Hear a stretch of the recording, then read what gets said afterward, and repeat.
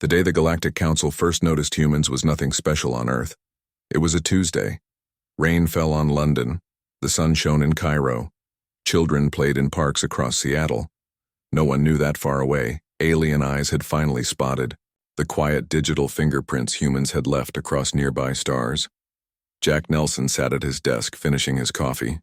As Chief Communications Officer for Earth's Unified Space Agency, his job was to monitor signals from the deep space relays. For years, these relays had been sending out messages, hoping someone might answer. They had also been picking up strange patterns, digital highways that seemed to connect the stars.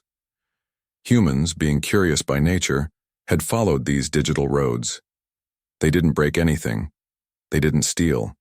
They just looked around, like tourists in a new city, taking pictures and saying hello. Jack's screen blinked. A new message appeared. At first, he thought it was a system error. The language looked nothing like the test patterns his team usually sent. He called his assistant. "Greg, are you seeing this?" Greg leaned over Jack's shoulder, his eyes growing wide. "That's not one of ours." Jack's hands shook as he pressed the emergency alert button.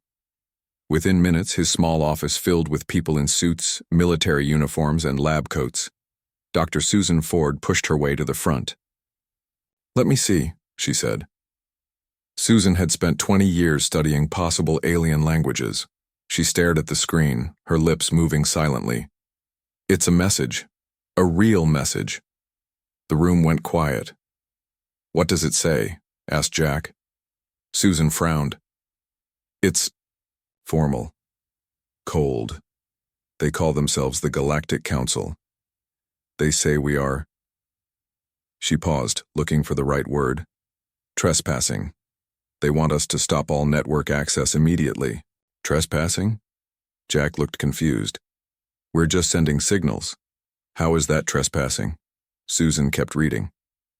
"They say we've been accessing their quantum entanglement networks without permission, that these networks have been in place for thousands of years." She looked up. "Jack, all those digital highways we found, they belong to someone, and we've been driving on them without a license." In less than an hour, Earth's leaders gathered in an emergency video meeting. Presidents, prime ministers, kings, and queens all watched as Susan explained the message. "We didn't know," said the Secretary General of the United Nations. "How could we know?" "That may not matter to them," Susan replied. "Think of it this way. If someone walked into your house because the door was open, you'd still call them an intruder." Miles away from all this, in a small apartment in Des Moines, Iowa, Alan Wright was having a very different kind of day. Alan was a programmer who loved video games. He spent his free time building virtual worlds where people could play together. That evening, Alan noticed something strange in his game code. Odd packets of data flowed through his system. They didn't look like anything he had ever seen before. "Weird," he muttered, copying the strange code. He posted it on a programmer forum. "Anyone seen anything like this?" Alan didn't know it, but those strange data packets were fragments of the Galactic Council's communications. Somehow their messages had leaked into Earth's regular internet. And now, thanks to Alan's innocent post, everyone could see them. Back at the space agency, Jack's screen blinked again. A second message appeared. "They're imposing sanctions," Susan translated, her voice growing tense. "Species-wide sanctions." "What does that mean?" asked Jack. "It means they're treating all humans as one group," Susan explained. "And they're punishing all of us for what they see as a crime." The news spread quickly. At first, many people didn't believe it. Aliens? A galactic council? It sounded like a movie plot. But when the world's leaders appeared together on television looking serious and afraid, people began to understand. "They think we hacked their systems," Jack explained to the emergency committee. "But we were just saying hello." Dr. Sam Wilson, Earth's leading expert on digital communications, shook his head. "It's worse than that. We didn't just say hello. We've been building our own connections using their technology as a foundation. Our faster-than-light communication relays tap into their quantum networks. Can we disconnect?" asked the president. Sam looked doubtful. Maybe. But our whole space exploration program depends on these communications. We'd be cutting ourselves off from our own colonies on Mars and Europa. While the leaders talked, people around the world watched the skies. Some in fear, some in hope, most in confusion. No alien ships appeared. No laser beams shot down from space. The war, if it was a war, remained digital. 3 days later, a third message arrived. This one was translated and shared with the public immediately. You have 3 solar days to disconnect from all quantum networks and destroy your faster-than-light communication equipment. Failure to comply will result in appropriate remedial action. People argued about what to do. Some wanted to fight. Some wanted to hide. Lisa Baker, recently elected as Earth's digital envoy, had a different idea. If they see our communications as an attack, let's show them what we're really doing, she suggested to the world's leaders. Open the feeds, all of them. Her plan was simple but bold. For the next 48 hours, every human digital transmission would be broadcast on frequencies the Council could monitor. From scientific data to social media posts, from virtual reality games to cooking shows, everything. Let them see us as we really are, Lisa said. Not as invaders, but as neighbors. Meanwhile, Dr. Nancy Peters and her team at MIT worked day and night to create translation programs. They wanted to help the Council understand not just human words, but human intentions. It's not just about the language, Nancy told her tired team as they worked through the night. It's about the context. They need to understand we're not trying to invade their systems. We're just trying to connect. As the deadline approached, Earth waited.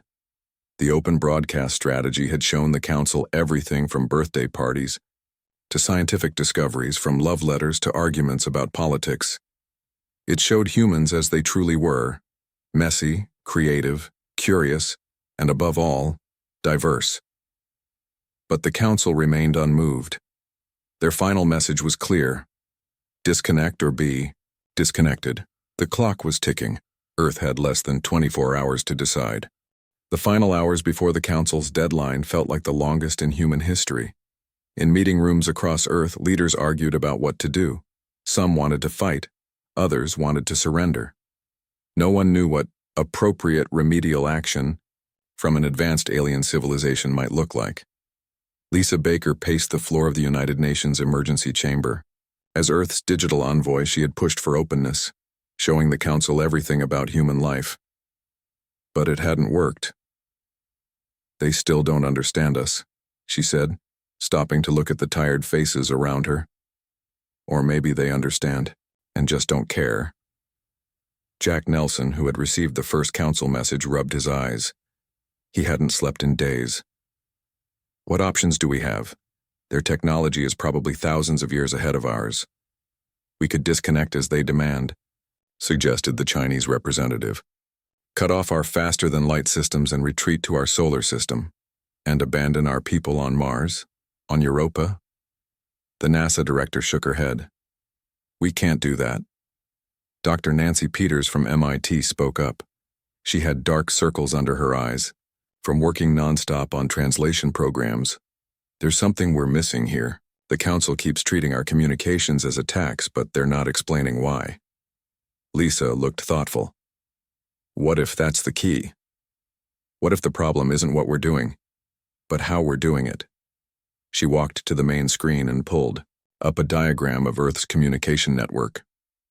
Look at how we connect. We piggyback on their quantum systems, but we use our own protocols, our own language. You think they're offended that we're not following their rules? Jack asked. I think they're afraid, Lisa replied. We're doing something they've never seen before. Maybe in all their thousands of years, no one has ever connected to their network without asking permission first. The room grew quiet as people considered this idea. So what do we do?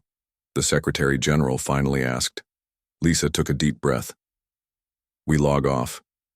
Everyone stared at her. Not just the quantum network, everything. We shut down every faster-than-light relay we have. We go completely dark to their systems. "That's surrender," said the Russian president angrily. Lisa shook her head. "No. It's strategic retreat. We pull back, but on our terms." As the debate continued, regular people around the world prepared for the worst. Some stored food and water. Others held parties, celebrating what might be humanity's last normal day. In churches, mosques, temples, and under open skies, many prayed. Alan Wright, the programmer who had accidentally shared council data online, now found himself working with a government team. They were trying to understand how the alien data had leaked into his gaming system. "It's like their network has holes," Alan explained, pointing to his screen. "Or maybe not holes exactly. More like echoes. Their data bounces around and sometimes lands in our systems." Dr. Sam Wilson, the digital communications expert, leaned in closer. "Can you show me exactly where you found these packets?" Alan pulled up his code. "Right here, in the virtual reality interface." Sam's eyes widened. "That's it. That's how we've been connecting without knowing it." He turned to the others. "Virtual reality uses quantum processing to handle complex environments. We've been accidentally tapping into their network through our entertainment systems." The discovery was rushed to the emergency meeting, where Lisa was still defending her plan. "If we understand how we've been connecting, we can disconnect more effectively," she argued after hearing the news. "We can show them we respect their boundaries." With just 4 hours left before the deadline, Earth's leaders finally agreed. The order went out: shut it all down. Every faster-than-light relay, every quantum-enhanced system, everything that might touch the Council's networks. The effect was immediate but limited. Regular internet still worked. Phones still connected. Local solar system communications remained intact. The only difference was that humanity's reach no longer extended beyond their home system. As the deadline arrived, observation ships from the Galactic Council watched Earth closely. They expected either compliance or defiance. What they saw confused them. Earth had gone silent. Not completely silent. Humans still communicated among themselves, but all the strange, unauthorized connections to the galactic network had stopped. The Council waited. Was this a trick? The first stage of an attack? Their war protocols had no contingency for an enemy that simply stopped. 2 days passed. Then, a week. Earth remained disconnected from the galactic networks. Kevin Rodriguez, Earth's defense director, explained the strategy to nervous citizens. "They expected us to fight back with technology we barely understand against weapons we can't even imagine. But we chose a third option. We opted out." Behind the scenes, however, humans weren't giving up. They were regrouping. Paula Johnson led a team of engineers at the Saturn relay station. On the surface, they appeared to be dismantling the quantum communication equipment as the Council had demanded. In reality, they were rebuilding it. "We're not connecting to their network anymore," Paula told her team as they worked. "We're building our own." The new system used the lessons they had learned from studying the Council's technology, but instead of piggybacking on existing networks, it created something new, a human quantum network that ran parallel to the Council's but never touched it. "It's like building our own highway next to theirs," Paula explained. "They can't complain if we're not using their road." On Earth, Dr. Nancy Peters continued refining her translation programs. "Just because we're not talking to them now doesn't mean we won't in the future," she said. "And next time, we need to understand each other better." Meanwhile, Lisa Baker worked with world leaders to craft a new approach to galactic relations. "We need to respect their boundaries," she insisted, "but we also need to protect our right to exist and communicate." The Council, for its part, seemed content with Earth's compliance. Their observation ships began to withdraw. Reports went back to the Central Council. The human problem had been solved. The unauthorized access had ceased. What they didn't report, because they didn't notice, was the new activity beginning to emerge from Earth's solar system. Faint signals, using completely different frequencies and patterns than before. Signals that didn't touch the Council's networks at all. As the Council declared victory in what they called the briefest war, humans quietly prepared for their next move. They weren't retreating. They were evolving. 6 months passed since Earth went silent to the Galactic Council. The Council had declared victory and moved on to other matters. In their records, the conflict with humans was filed away as the briefest war, a minor event where a primitive species had been properly put in its place without a single shot fired. The Council never wondered why humans had given in so easily. They never questioned why a species curious enough to reach out across the stars would suddenly accept isolation. Their mistake was thinking of humans as just another unified species, like all the others they had encountered over thousands of years. They didn't understand that humans were different. Kevin Rodriguez stood on the observation deck of the Mars colony, looking up at the stars. As Earth's defense director, he had supported the decision to log off from the Council's networks, but he had never seen it as surrender. "How's the new system coming?" he asked over his secure comlink. Paula Johnson's voice came through clearly, from Saturn, where she led the engineering team rebuilding Earth's quantum communication network. "We're ahead of schedule. The relay stations around Jupiter and Saturn are fully operational. We can now send messages at faster than light speeds without touching the Council's networks at all." Kevin smiled. "And they have no idea?" "None." Paula confirmed. "We're using the spaces between their established frequencies. It's like they're watching highways while we're building tunnels." Back on Earth, in a converted warehouse in Seattle, Steve Martinez guided his team through a different kind of revolution. Once a video game designer, Steve now led the development of Earth's new communication protocols. "Remember," he told the room full of programmers, "we're not trying to hide from them. We're trying to exist alongside them without triggering their systems." On his main screen, a visualization showed the known Galactic Council communication channels as broad, bright highways. Between them, barely visible, were the thin threads of the new human network. "They're looking for us in all the wrong places," Steve explained to a visiting group of government officials. "They expect us to either use their networks or stay limited to our own solar system. They never considered we might build something different." The new network had limitations. It was slower than the Council's system. It couldn't reach as far. But it was growing daily, and most importantly, it was uniquely human. In her office at the United Nations, Lisa Baker received daily updates on what had become known as Project Parallel. As Earth's digital envoy, she had been the one to suggest logging off. Now she was helping guide humanity's return to the stars, but on their own terms. "Any signs that the Council has noticed us?" she asked during the morning briefing. "None," replied her assistant. "Their observation ships check in occasionally, but they only scan for activity on their own networks." Lisa nodded, relieved, but not surprised. "They're so used to being the only ones with this technology, they can't imagine another way of doing things." While Earth's leaders focused on rebuilding their communication networks, ordinary people found ways to adapt to the new reality. The brief connection with the Galactic Council had changed human perspective forever. People now knew they weren't alone in the universe, even if their new neighbors weren't very friendly. School children learned about alien species that might exist among the stars. Artists created works imagining what Council worlds might look like. And everywhere, a new sense of unity had emerged. Earth facing the galaxy together. Alan Wright, the programmer who had accidentally discovered Council data in his gaming system, now worked full-time with Steve's team. His experience with virtual reality proved valuable as they developed new ways to visualize the complex quantum networks. "It's strange," Alan said one evening as he and Steve worked late.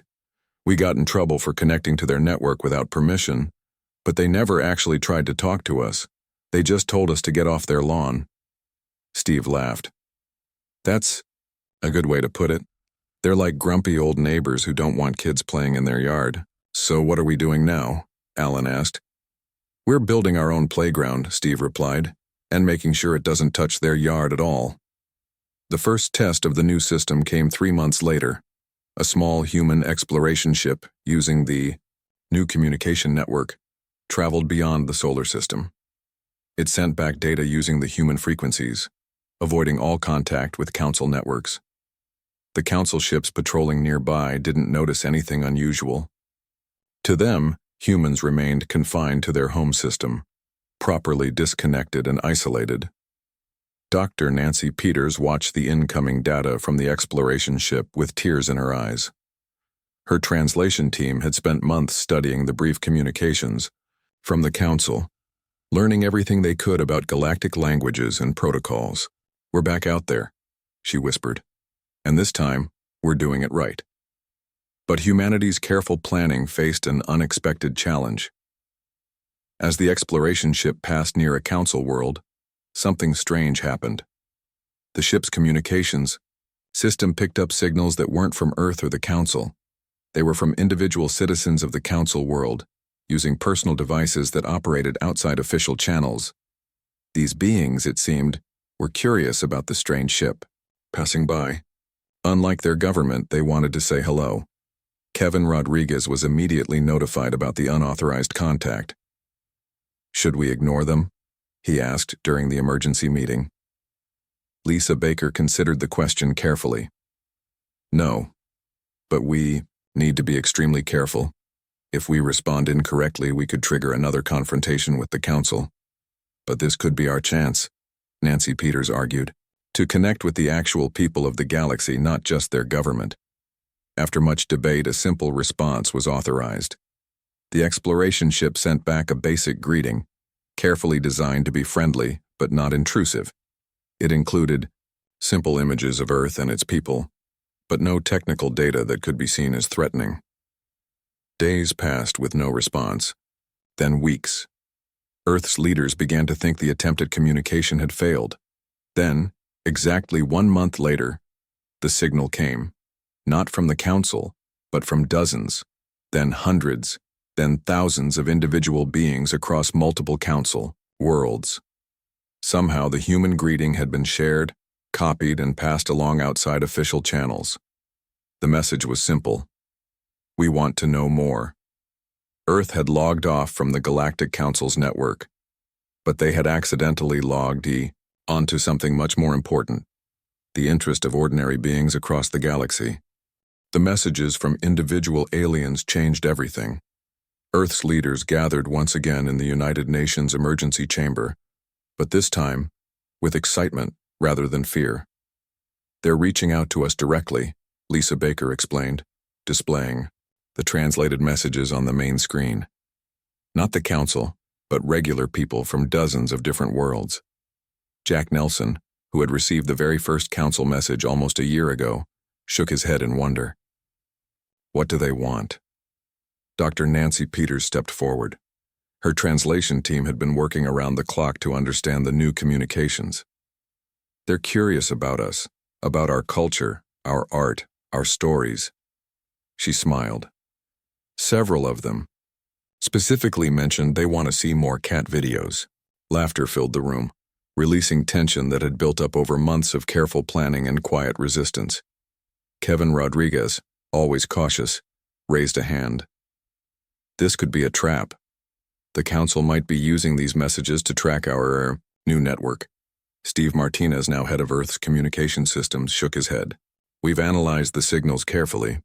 They're coming through personal devices, not official Council channels. These messages bypass their central systems entirely." "How is that possible?" asked the Secretary General. "We thought the Council controlled all faster-than-light communications. That's what they wanted everyone to believe," Steve explained. "But it seems even in the Galactic Council people find ways around the rules." He grinned. "They have their own version of the internet, and apparently it has cats now too."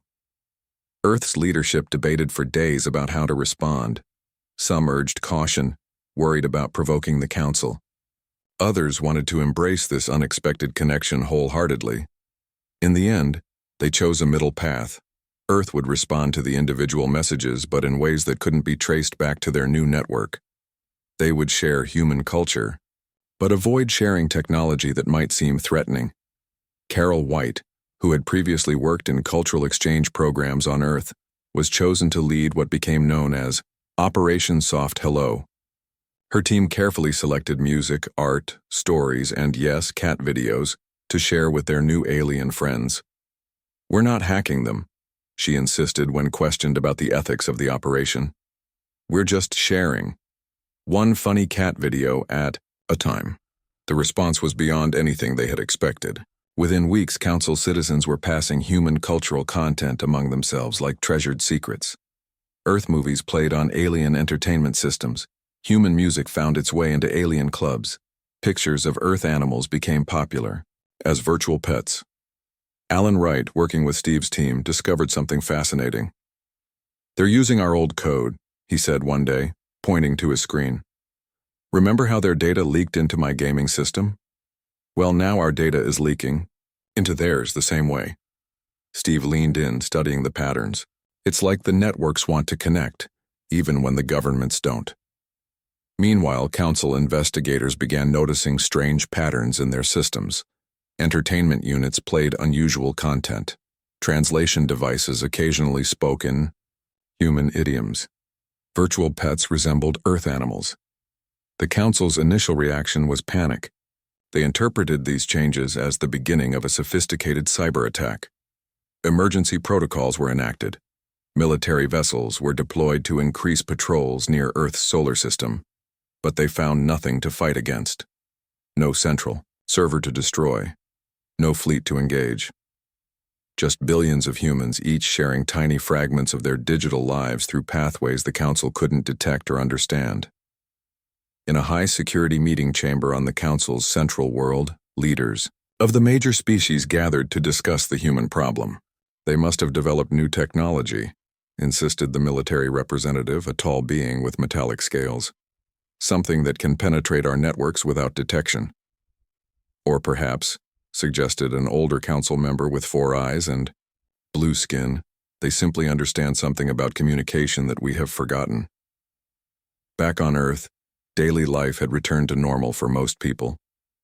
The brief war that wasn't a war had faded from headlines. But beneath the surface, a quiet revolution continued. Paula Johnson and her team had expanded the human network to reach farther into space. Small exploration ships now ventured to nearby star systems, carefully avoiding council patrols. "We're mapping the spaces between," Paula explained to new engineers joining her team. "Not just the physical space between stars, but the gaps in the council's attention." One of these exploration ships made an unexpected discovery.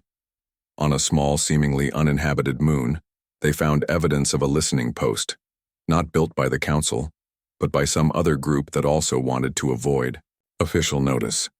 When this news reached Earth, it caused another flurry of activity.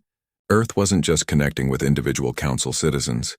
They might be discovering an entire hidden network of species and groups operating outside official channels. Dr. Nancy Peters worked with her translation team to craft a careful message to whoever had built the listening post. "We come as friends," the message began. "We too seek to explore without interference." For weeks, there was no response. Then, just as they were about to give up, a simple reply arrived. "You are not alone in your resistance." The message included coordinates for a meeting place, far from any council world or patrol route. Earth's leaders once again gathered to debate the next step. Should they trust this mysterious new contact? Could it be a council trap? Or was it a genuine opportunity to find allies? Lisa Baker argued strongly in favor of the meeting. "This is exactly what we've been working toward, finding our own place in the galaxy outside the council's control." Kevin Rodriguez remained cautious but agreed. "We'll send a small ship, minimal crew, maximum security." The chosen ship was a new design, built specifically for the human network. It carried a crew of just 5, including Carol White as cultural specialist. Her success with Operation Soft Hello had made her the natural choice to represent humanity. As the ship prepared to depart, Steve Martinez gave a final briefing to the crew. "Remember, we're not at war with the council anymore. We're not even hiding from them, not really. We're just finding our own path." Carol nodded, feeling the weight of responsibility. "Do you think there are others like us out there? Species that refuse to follow the council's rules?" Steve smiled. "I think we're about to find out." The ship launched quietly, using the human network to navigate beyond the solar system. As it disappeared into the darkness between stars, Earth held its breath, waiting to discover if they had found new enemies, new friends, or something else entirely in the vast galaxy. The human ship traveled for 3 weeks to reach the meeting coordinates. The crew spent their time preparing for every possible scenario, from a warm welcome to an ambush. Carol White, as the cultural specialist, created simple greeting messages, in every language they knew, including the Council's official tongue. "We should be ready in about 20 minutes, the captain announced as they approached the designated meeting place. Carol looked out the viewport. They had arrived at a small asteroid field in a system with no habitable planets. It seemed like an odd choice for a meeting, until she realized that was probably the point. No one would look for them here. "I'm detecting a signal," said the communications officer. "It's using our frequency." Everyone tensed as a message appeared on their screens. It was short and simple. "Welcome, humans. You are not the first to choose your own path." A small ship emerged from behind one of the larger asteroids. It was unlike any design they had seen before, with smooth curves and a surface that seemed to shift colors as it moved. "They're requesting a direct connection," the communications officer reported. "Voice only." The captain nodded, and a moment later, a strange voice filled the bridge. It spoke in accented but clear English. "Greetings from the Free Networks Alliance. We have been watching your species with great interest since you defied the Council." Carol stepped forward. "Thank you for meeting us. We are representatives of Earth. May I ask who we're speaking with?" "You may call me Zara," the voice replied. "I represent one of 17 species that operate outside Council control. We have been doing so for over 300 of your years." The revelation stunned the human crew. They had hoped to find allies, but an entire alliance of independent species was beyond their expectations. Zara's ship guided them to a hidden base inside one of the largest asteroids. As they docked, Carol felt a mix of excitement and fear. They were about to make first contact with multiple alien species, all of whom had their own reasons to avoid the Council. The meeting chamber inside the asteroid was designed to accommodate beings of various sizes and environmental needs. Carol counted representatives from 6 different species, each more alien than the last. Some floated in tanks of liquid, others moved on multiple legs. One appeared to be made of something like living crystal. Zara turned out to be a humanoid, with pale blue skin and silver eyes. She approached the human delegation with her hands held open in a universal gesture of peace. "For centuries, the Council has claimed to be the only legitimate power in the galaxy," Zara explained once formal introductions were complete. "They control the main communication networks, the trade routes, the official first contact protocols, but they have never been the whole story." A being that resembled a tall insect with iridescent wings stepped forward. "My people were once part of the Council. We left when they demanded we change our biological communication methods to match their standards." Another representative, floating in a tank of greenish liquid, sent out translated words. "My species was deemed too primitive for membership. The Council established mining operations in our system without even recognizing us as sentient." Story after story painted a picture of a galactic council that was less a benevolent authority and more a controlling empire, imposing its will and standards across the stars. "But how have you remained hidden for so long?" Carol asked. Zara smiled. "The same way you did. We found the spaces between. We built our own networks. We share information and resources outside their channels." She gestured around the room. "The Free Networks Alliance isn't a government. It's exactly what it sounds. Like an alliance of networks, of connections, of people who choose freedom over control."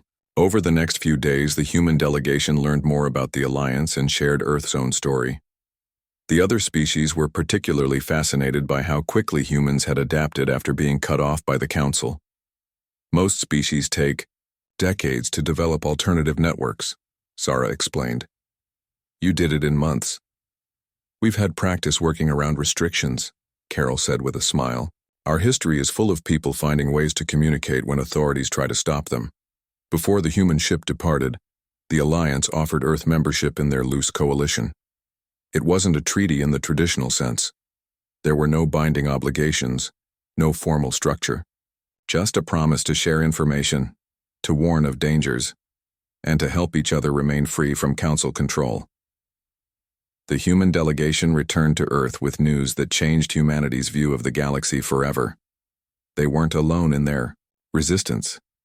They were part of something larger, something that had been growing quietly for centuries.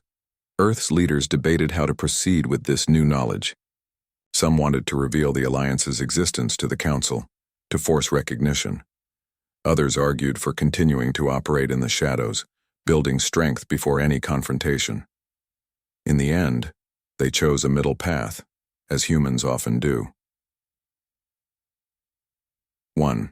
Year after the Council had declared its brief war, Earth sent them a message. Not through the old networks they had once accidentally trespassed upon, but through proper diplomatic channels. The message was simple. The people of Earth wished to establish formal relations with the Galactic Council as an independent entity. We come in peace, but we come on our own terms. The Council was stunned. Their records showed that humans had been properly isolated, cut off from galactic communication. How had they developed their own channels so quickly? And more concerning, how had they discovered the official diplomatic protocols that weren't supposed to be available to non-member species? While the Council debated how to respond, something unprecedented happened. Citizens across Council worlds began openly sharing human cultural content. What had been an underground movement suddenly became public. People demanded to know more about these humans who had found a different way. In a historic moment, the Council received not just Earth's request for diplomatic relations, but similar messages from 3 other species who had been part of the hidden alliance. All at once, the Shadow Network was stepping into the light. Daniel Ross, who had replaced Jack Nelson as Earth's chief communications officer, brought news of the Council's confused response to Earth's leadership. "They don't know what to do," he said with a smile. "Their whole system is based on control of information. They never planned for this." Lisa Baker, who had first suggested logging off, now suggested the final step in Earth's strategy. "Let's invite them to talk, not as rulers, but as equals." When the Council finally sent an official delegation to Earth, they expected to find a primitive planet desperately seeking admission to galactic society. Instead, they found a world that had already connected with the galaxy on its own terms. Linda Harris, a kindergarten teacher from Buffalo, who had become inexplicably popular among 3 Council species for her cooking videos, was chosen to be part of Earth's greeting committee. "I don't understand why they chose me," Linda said as she prepared for the historic meeting. "All I did was show them how to make chocolate chip cookies." Dr. Susan Ford, who had warned of caution when the first Council message arrived, smiled. "Sometimes," she said, "the most powerful weapons in the universe are the simplest things we share.